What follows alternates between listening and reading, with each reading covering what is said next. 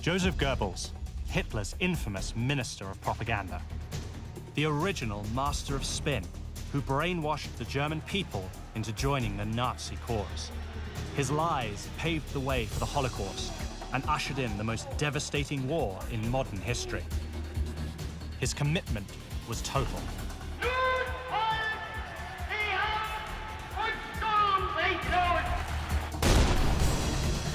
To murder your 6 children, it requires devotion that becomes evil in itself.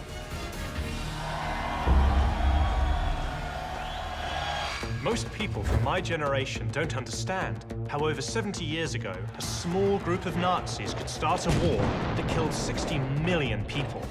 I want to find out, and to help me, I'm going to use playing cards. Today, they're used by both the military and law enforcement to help identify their targets. But nobody has ever put together a pack of cards for the most notorious group of killers in history. Working with experts, I want to know where each of these Nazis rank in the hierarchy of evil. My name is James Ellis. This is Hitler's Most Wanted. I think the thing about Goebbels to me that's so ironic that he's this key figure in the regime, but he's this short guy. He's something like 5 feet tall. He has a pronounced limp from clubfoot disability. He does not come across in any way as this ideal Nazi. That's particularly true in a society and in a political movement that euthanizes people with disabilities. And he's extremely quick-witted. And he also has a certain amount of charm. And Goebbels, you know, could play that very, very successfully. He not only demonstrated some narcissistic personality, but also he appeared to suffer from depression. He had significant insecurity, quite dramatic at times. Yet he holds this incredibly important and powerful position in the Nazi regime. So how did Joseph Goebbels seduce the German people into Nazism? I've come to Berlin, the center of Goebbels' propaganda machine. So this is Babelplatz. Yes. And that's Humboldt University. Yes. I'm in Babelplatz to find out more about a moment that defined Goebbels. Here we have it. I've met up with political activist Jörg Braunsdorf. This monument, I can see there's, what, empty bookshelves in there? Sie haben keinen Wert mehr ohne die Bücher. Die Bücher sind der Inhalt der Regale. On the night of May 10th, 1933, less than 3 months after Hitler took power, Nazi supporters torched a mountain of books by Jewish authors right here in this square.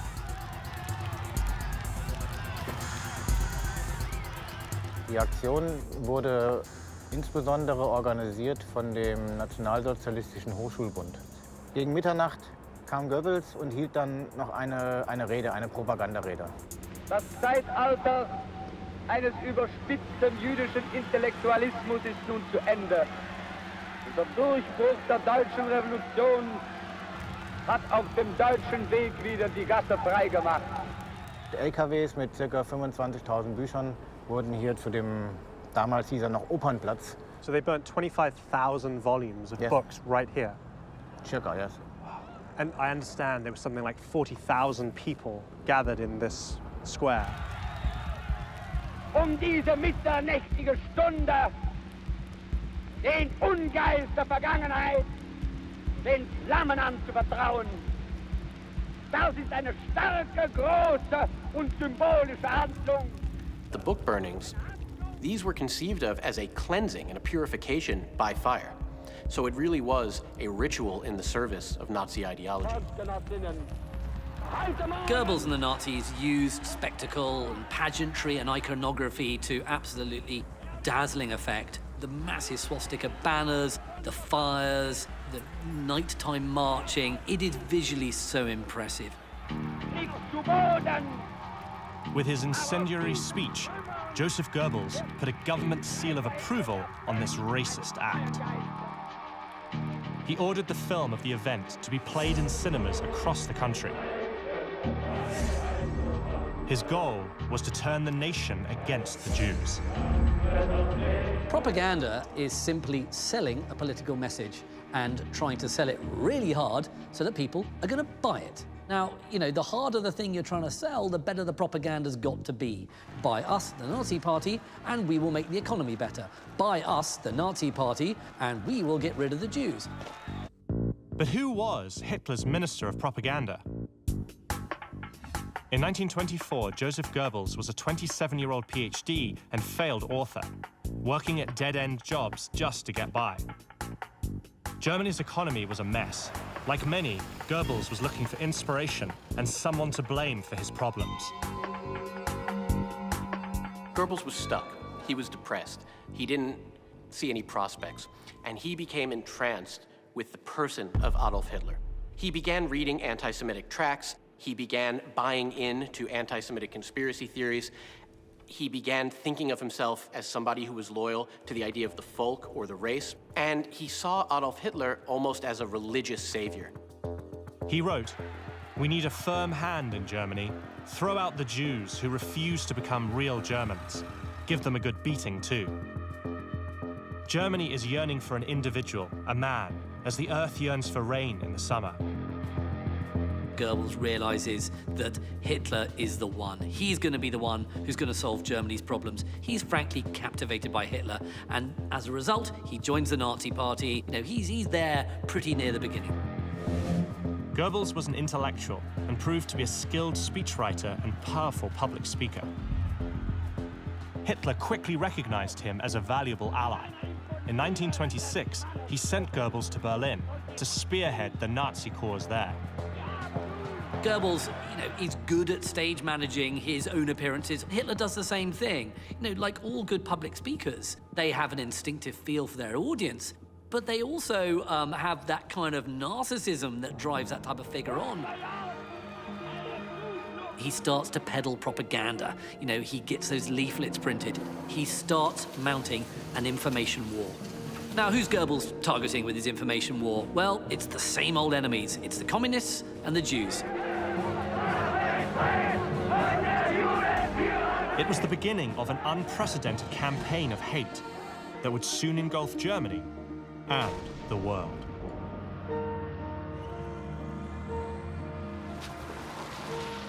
It's history that Jörg Braunsdorf, who owns Berlin's Tucholsky bookstore, fears we may soon be doomed to repeat. Internet propaganda, fueled by far-right groups, is sharply on the rise in Germany. These groups exploit the recent influx of migrants and asylum seekers in order to spread fear and misinformation.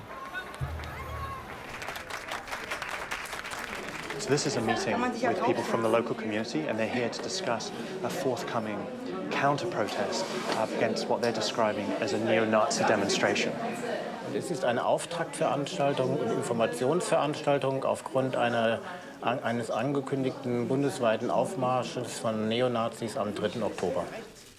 Und diese Decken sind das Symbol von ihnen geworden. Und the upcoming far-right march and others like it has Jörg and his group fearing that Germany is on a dangerous path towards fascism once again. Plakaten für den 3. Oktober. They've invited me to observe their countermarch in a few days' time. Dinge entwickeln wollen. Also wir wollen nicht nur gegen Nazis demonstrieren, sondern wir wollen für eine Zivilgesellschaft demonstrieren.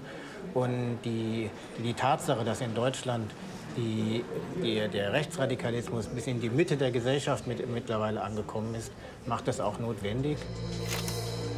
In the late 1920s, Joseph Goebbels organized similar marches as part of his campaign to propel Hitler and the Nazi Party into power. At the end of the decade, his efforts get a huge boost from a global crisis. The stock market crash of 1929 and the resulting worldwide depression created adverse conditions for Germany, and Goebbels exploited those conditions to his own benefit and to the benefit of the Nazi Party. You have a series of elections in which Goebbels is able to engage in electioneering and to see the Nazis increase their share of the vote. In 1933, Hitler became Chancellor of Germany. As his Minister of Propaganda, Joseph Goebbels moved to control newspapers, radio broadcasts, and film production. Heute Morgen um 10 Uhr hat der Boykott begonnen. Er wird bis die Mitternachtsstunde fortgesetzt. Goebbels now commanded a national stage, and cultivating anti-Semitism became official government policy. In the spring of that year, Goebbels took to the podium in front of a massive Berlin crowd. Vollzieht sich mit einer schlagartigen Wucht, aber auch mit einer imponierenden Manneszucht. Goebbels was committed to removing Jews from the social, cultural, political, and economic life of Germany. And he was committed to spreading propaganda in order to make this happen. The speech sparked a surge in vandalism to intimidate Jewish business owners and discourage customers. For Goebbels and the Nazis, graffiti was a cheap and easy method of propaganda to spread hate.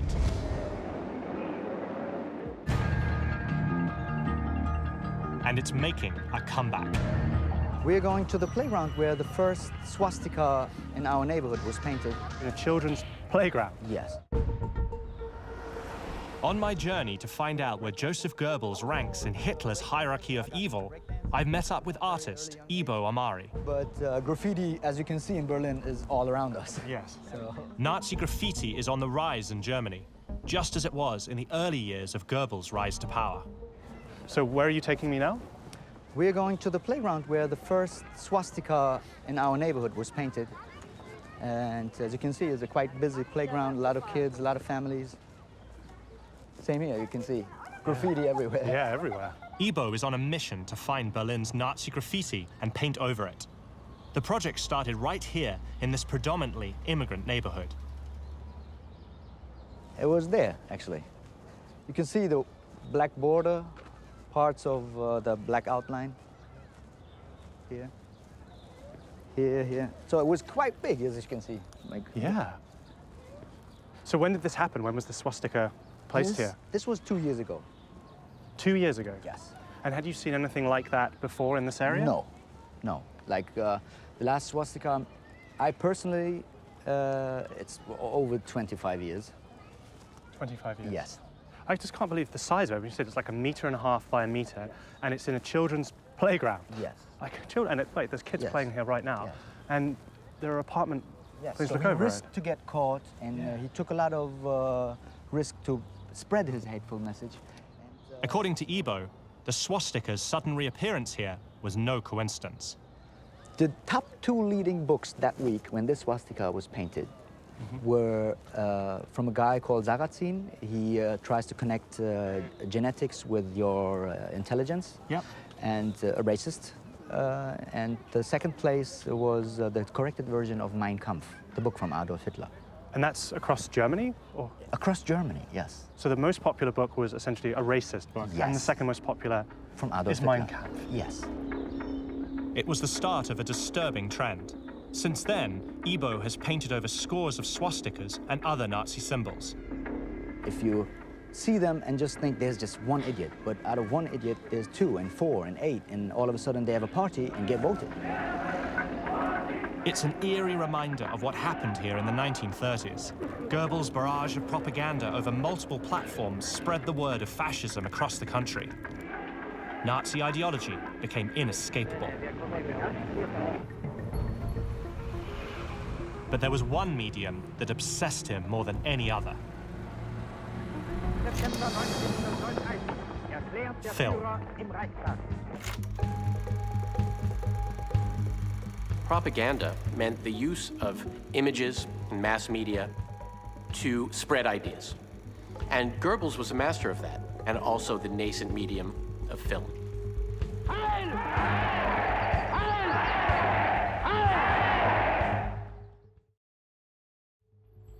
Goebbels made hundreds of propaganda films, sometimes personally overseeing their production.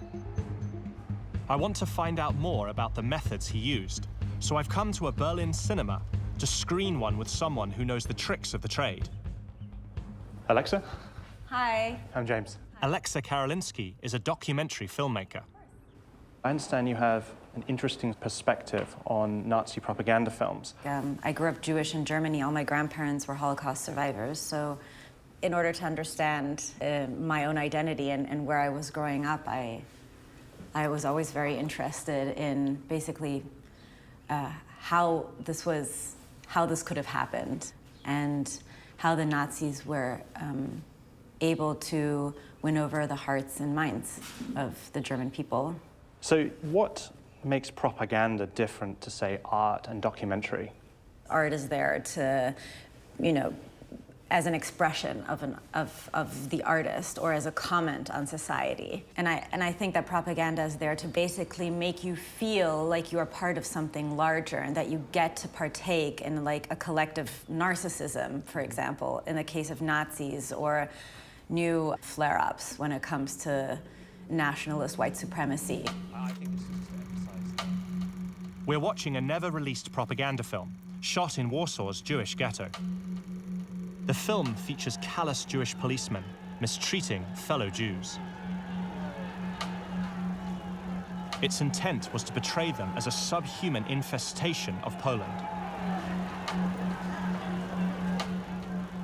So we're seeing here, obviously, violence being meted out against people, but the people who are committing the violence are not Nazis because they've got the Star of David on their arms. This kid here. It's the same boy getting up twice in different shots. It's, yeah, the same kid. I mean, I wonder if this whole thing was staged. Everybody's wearing these gray and dark coats, and he has this like crisp, cream-colored or white trench coat, and he really pops in the crowd. That's some smart styling and art direction. This is just the kind of visual trickery Joseph Goebbels became a master of. Despite the twisted nature of how he employed these methods, some consider him to be ahead of his time. The whole idea that any violence that you see in this is being perpetrated not by Nazis, but by Jews. So it's Jewish violence against Jewish people, and building that whole conspiracy that they do it to themselves. And you wonder how staged those actions actually are, like that as an example, whether they're just grabbing someone random or yeah, there probably are grabbing someone random. I don't know. Although that woman's reaction makes you wonder. No, that was real. That was for sure real. That was real. I mean, it's real in the sense that there are real people on the street and they're like, run, just run. Yeah. Go run. Today, even a modestly trained eye could spot Goebbels' filming tricks. But back in 1942, this just wasn't the case. You have to imagine a public that is not used to mass media and perhaps not as sophisticated in separating truth from fiction, in recognizing manipulation of images as we like to think we are. Fiction and reality are cleverly blurred. In effect, he's producing a 1940s version of what we now call fake news. This is racism at its ugliest and most hateful. To audiences back then, it served to reinforce the stereotypes about Jews that Goebbels had been peddling for years. So what are some of the stereotypes that we are seeing on screen here? Jews bargaining, doing business. The collar is like flipped up, two men talking with each other. Maybe they're up to no good. Also in the propaganda footage and all this footage, you usually see Jews as kind of like sheepish, like just following and walking and sad and hungry. You rarely see them defending themselves. Yeah. So they're depicting them as poor, despicable, dirty people. The consequence of being part of the Jewish world conspiracy is that is how you will end up. Propaganda is absolutely vital for them in order to be able to sell what they want to do, in order to promote all the objectionable policies that they're going to carry out. Without the propaganda, the Nazi grip on power would have surely been a lot weaker.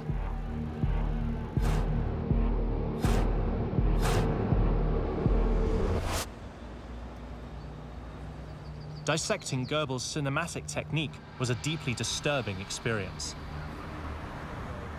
But now I'm about to see firsthand what happens when people believe far-right propaganda and act on it.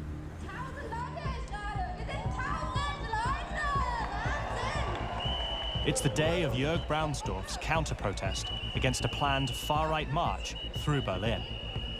It comes on the anniversary of a huge turning point in Germany's history, October the 3rd, Reunification Day. What should be a celebration of German unity has instead become a standoff between two deeply opposed ideals.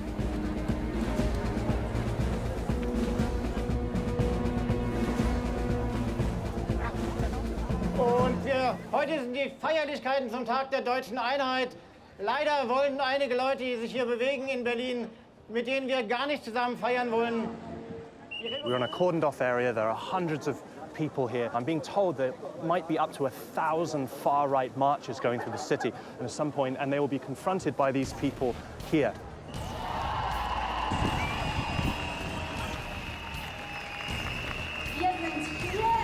So we're expecting a far-right march from here any moment. There are hundreds of counter-protesters here behind this barricade and hundreds more on the other side. In this area, there are dozens of cops, some of them in riot gear. It is so tense right now.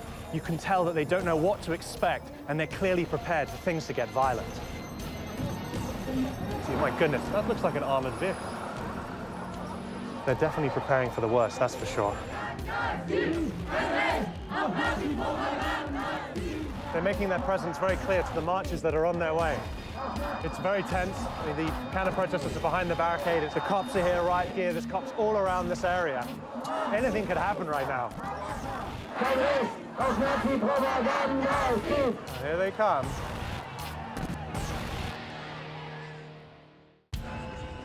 I'm in Berlin on a mission to find out where Nazi propaganda minister Joseph Goebbels ranks in Hitler's hierarchy of evil. Right now, a far-right march, fueled by the same kind of hate propaganda Goebbels produced during the Nazi era, is heading straight for me.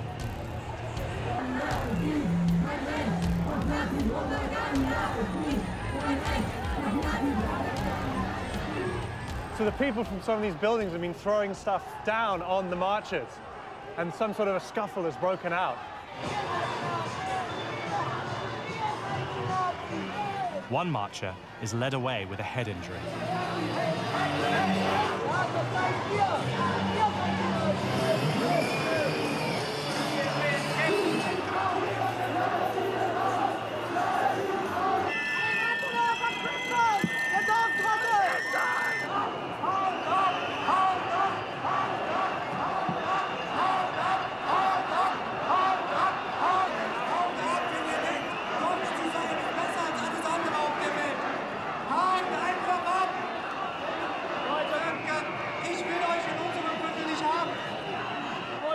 It's so strange to be in the middle of this, to think this is Berlin 2018. Thankfully, there were no serious confrontations. The far-right marches pass, and I look for counter-protest organizer Jörg Braunsdorf to get his thoughts. Das Wunderbare war im Grunde genommen der Nachmittag. Es waren bestimmt dreimal, viermal so viel, wie wir erwartet haben. So why is it so important that you protest marches like that? Aber wir wollen auch den parlamentarischen, den Parteien in den Parlamenten, wir wollen den Institutionen, den Organisationen, den Gewerkschaften, eigentlich jedem Menschen auch das Signal dafür geben, dass sie für ihre demokratische Struktur, für ihre Organisation auch selbst verantwortlich sind. The people who protested against the march have their way of fighting fascism, but others choose to do it differently.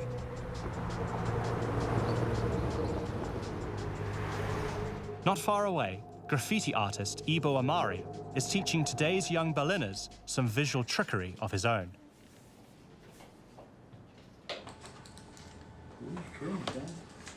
So this workshop is teaching these kids how to transform swastikas into artwork. So we've got one here that's being transformed into, looks like a king or a queen. Here there's a stereo player, windows in a house. So what they're really doing is they're getting young people to understand what these symbols mean and take them and transform them into something completely different. It's a really, really important social project. Why is it so important to get kids doing it? They are the future, actually. So if they are not taught to not tolerate stuff like this, who else? The old heads, it's more difficult to teach old people. Absolutely. So, and they have fun, are inspired, and it's the best combination. Young people getting creative and doing something good against racism. Yes. Ibo's classes wrap up with a little fieldwork.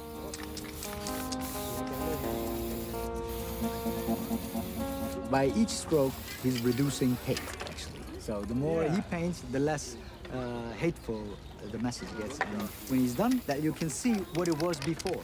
Yeah. You've seen the kids, what they've done?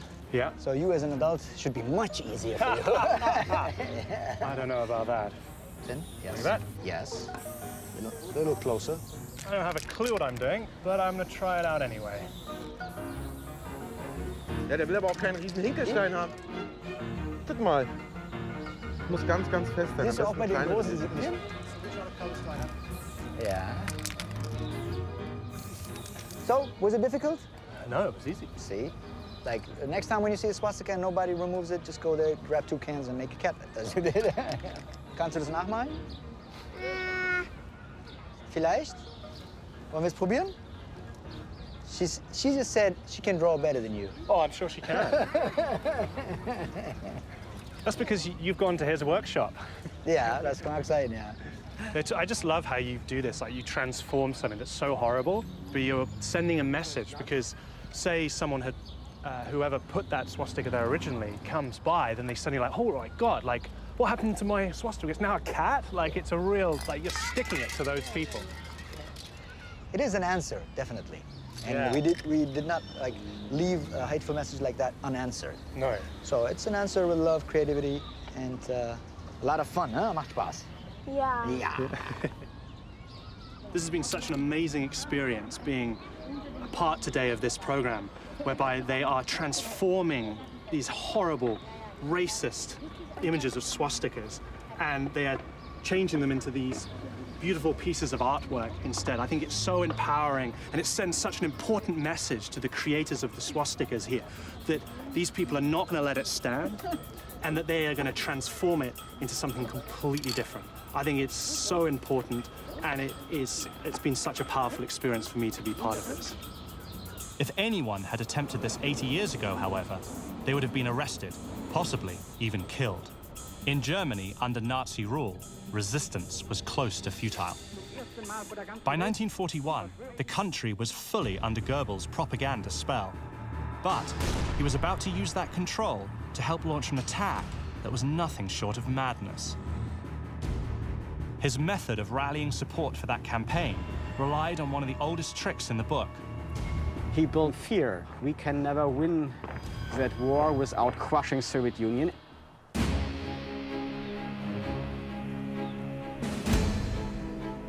My mission to find out where Joseph Goebbels ranks in Hitler's hierarchy of evil brings me to a war memorial in Berlin's Treptower Park, built to honor Soviet soldiers who died in the Battle of Berlin.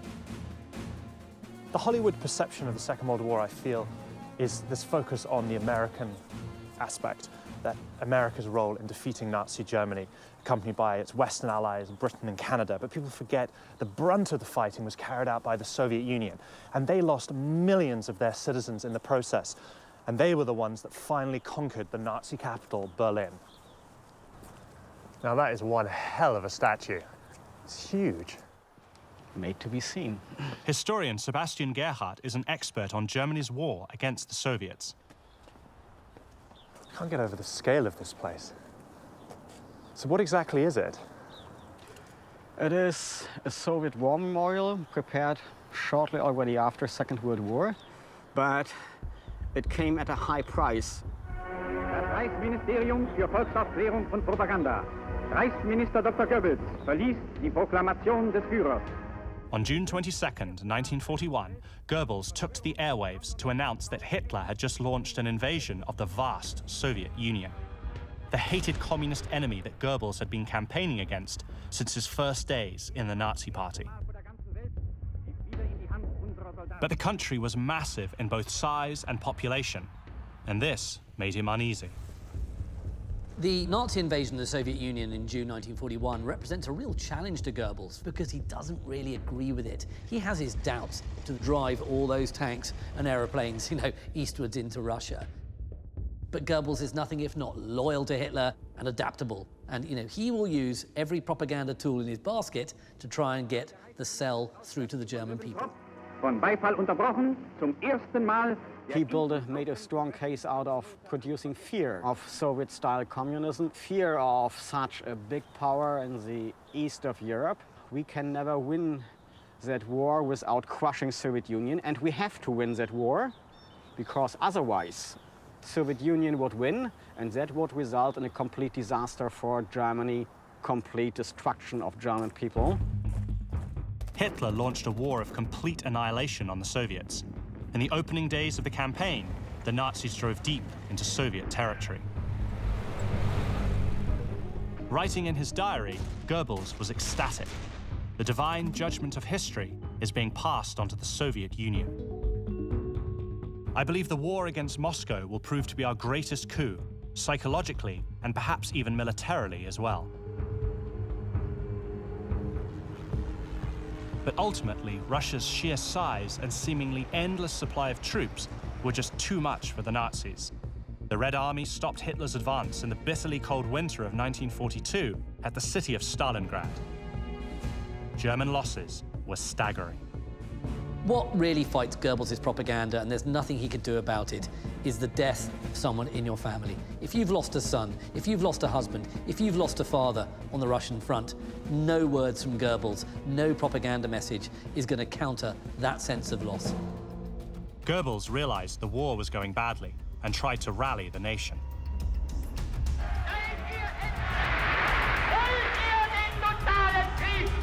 He called for total war against what he called an inferior people.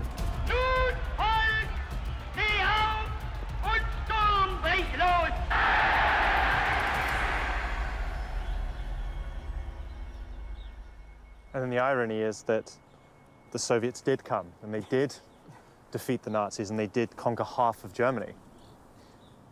Yes, they did.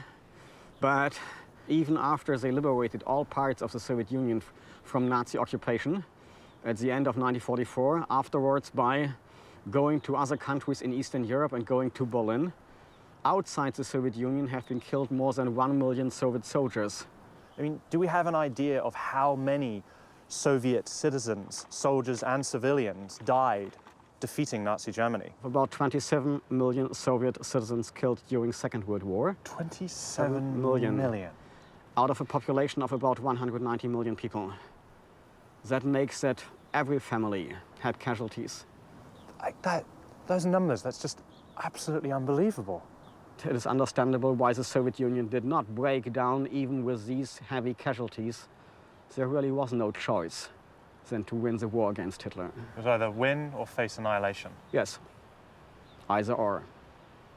Like all Soviet war memorials in Berlin, it is a cemetery too, for about 7,000 Soviet soldiers buried here. Wow. So many losses. Yeah, I think it's interesting to understand that we're in the middle of Berlin. We're not in Russia, we're in the middle of Berlin, and we're standing in a Soviet war memorial and graveyard in Berlin. Yes. And that's because the Soviets conquered Berlin at the end of the war in Europe. There was no other chance to make an end to Nazi Germany, and so they had to. In April 1945, the Red Army arrived at the gates of Berlin with payback on its mind. Well, the revenge aspect. Yes. At the very end in Berlin, there was heavy fighting up to May the 2nd, 1945.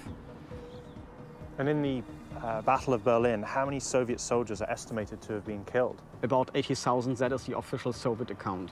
80,000? 80,000. And how short a period are we talking here? We are speaking about less than 3 weeks. In 3 weeks, 80,000 Soviet soldiers dead? Yeah. Wow. While the battle for Berlin raged in the streets, Joseph Goebbels, along with his wife Magda and their 6 children, took refuge with Hitler and other high-ranking Nazis in an underground bunker in the city's central district. It was there that Goebbels spent his final days, and where his story came to a horrifying conclusion. verstanden zu leben und so werden wir auch verstehen zu sterben. So, das hat er gesagt als faktisch letzte Worte.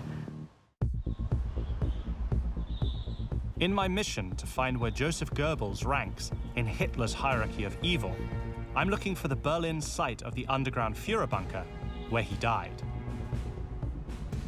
It's not easy to find. I'm here to meet Berlin journalist Lothar Heinke, who's going to tell me about Goebbels' final hours as the Red Army closed in on this spot. Hi. Hello. I'm James. Hello, James. Guten Tag. Very nice to meet you. Okay. So I had quite a trouble finding this place because Yeah. there's nothing left here of the bunker. So No, nothing. nothing. Nothing. The Soviet Red Army hat das gesprengt und dann war das beseitigt worden. How long has that plaque been there? Steht dort seit 2006.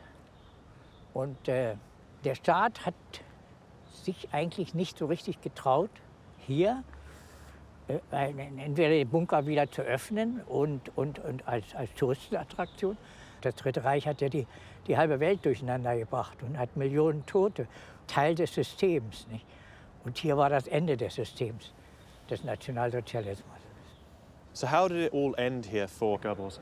Es muss hier eine ziemlich bedrückte Stimmung in diesem Bunker gewesen sein. Es ging alles wild durcheinander. Hitler hat sich erschossen mit Eva Braun. On April 30th, 1945, Hitler committed suicide to avoid the humiliation of being captured. Only a day earlier, the Führer had named Joseph Goebbels to be his successor as Chancellor of Germany. Der Goebbels hat sich verabschiedet von seinen Leuten und hat, wie gesagt, dem Telefonisten die Hand gegeben, was er nie gemacht hatte vorher. Und hat ihm tief in die Augen geblickt und gesagt, wir haben verstanden zu leben und so werden wir auch verstehen zu sterben. So, das hat er gesagt als faktisch letzte Worte. Und dann ist er in sein Zimmer gegangen und hat sich mit seiner Frau vergiftet. Joseph Goebbels and his wife were dead. German soldiers tried to burn the couple's bodies in the courtyard to keep the Soviets from using them as trophies. But the sight of Goebbels' charred remains were nothing compared to what was discovered deep inside the bunker itself. Joseph and Magda Goebbels make the most appalling and evil decision that any parent can make, and that is to murder their children. They couldn't imagine any purpose in living or in having their children live in a world without Adolf Hitler and without National Socialism. For 21 years, Goebbels was devoted to Hitler and the Nazi Party. It was his life, it was his everything. In many ways, it was love, the worst kind of love, an obsessional lust for pure evil. It could be the ultimate final sacrifice of a true zealot. Learning about Joseph Goebbels' devotion to Hitler has been both a fascinating and disturbing experience. Now it's time for me to determine where this master of Nazi propaganda fits into Hitler's hierarchy of evil. You know, to murder your 6 children requires devotion that becomes evil in itself. My journey across Berlin has given me new insight into the role Joseph Goebbels played in the Nazi regime. Now it's time for us to decide where he should be placed in the hierarchy of evil. Using our unique system of playing cards, I want to determine where Goebbels ranks in Hitler's Most Wanted. Of all the places I visited connected to Goebbels' story, the one that really struck me the most was the site of the famous May 1933 book burning. And Goebbels was there acting as this sort of master of ceremonies. Eines überspitzten jüdischen Intellektualismus ist nun zu Ende. The thing about Goebbels is that he really believed in anti-Semitism. Some of these really senior Nazis, you know, were there. They were anti-Semites for practical reasons in order to get ahead. Goebbels, he really believed in it. I think some people will think that because he was so anti-Semitic that suggests an elevation of evil. Anthony, what influence do you think his message of hatred and violence had on the German masses? When you think about Nazism, the frenzy of Nazi rallies, the emotional whipping up of support and passion, that's all down to Goebbels. And without that, you don't have this mass buy-in and this mass participation. I think Goebbels is sometimes oversold as a master propagandist, and I'll tell you why. This is a dictatorship. How hard can it be to get your message across when you own the radio and indeed the newspapers? It's not that difficult. I've seen how Goebbels used his propaganda tools to manipulate the German people, rousing the nation into war. But Goebbels continued to blanket them with Nazi lies long after he knew that war was lost, and millions would continue to suffer and die. You get a sense, certainly with other Nazi figures, who are very much aware that what they're doing is bad. There's always that doubt there. But with Goebbels, there never appears to be any doubt. It makes him very chilling. Yeah, pure devotion. He's doing it, that's wrong. He's doing it anyway. Goebbels really was devoted to the cause. To prove his loyalty to Hitler and the Nazi regime, Goebbels not only kills himself, but kills all of his children. What does that say about him? I think that does prove exceptional evil. From the perspective of a father, to murder your 6 children requires devotion that becomes evil in itself. I would see it as a genuine sense that there was no point having his children alive in a world without Nazism, without Hitler as a savior. It's hard to imagine a more severe version of fanaticism. It's this level of commitment to the Nazi cause that makes him one of the most dangerous of all Hitler's followers, a true believer to the very end. So what I'd like to do now is discuss where the three of you think that Goebbels would rank in the Nazi hierarchy of evil. So Anthony, what are your thoughts first? The Nazi crimes weren't random, they were systematic. And as Minister of Propaganda, as the choreographer of Nazi pageantry, and as a fanatical anti-Semite, Goebbels was central to that system. Because of that, he's number 3. Guy? Yeah, I might take exception to you a little bit. The point is, the Nazis controlled the media. How hard is it to get your message across when you do so? That makes me want to go lower than you, but reluctantly, I'm going to go for a 3 as well. Matt? He certainly was the master of ceremonies. He was central. This couldn't have happened without him. But I'm curious about whether he would have been able to hold the knife himself. I'm going to rate him a little lower, 4 or 5. I'm going to disagree with you, Matt, because I think he did get his hands bloody. He did murder his own children for the cause, and his children became victims of Nazism. Also, his role as the Minister of Propaganda, I understand where you're coming from completely, Guy, but I just feel that that message being sent out and how virulently violent it was, I think that played such an important role in the crimes of the Nazi regime.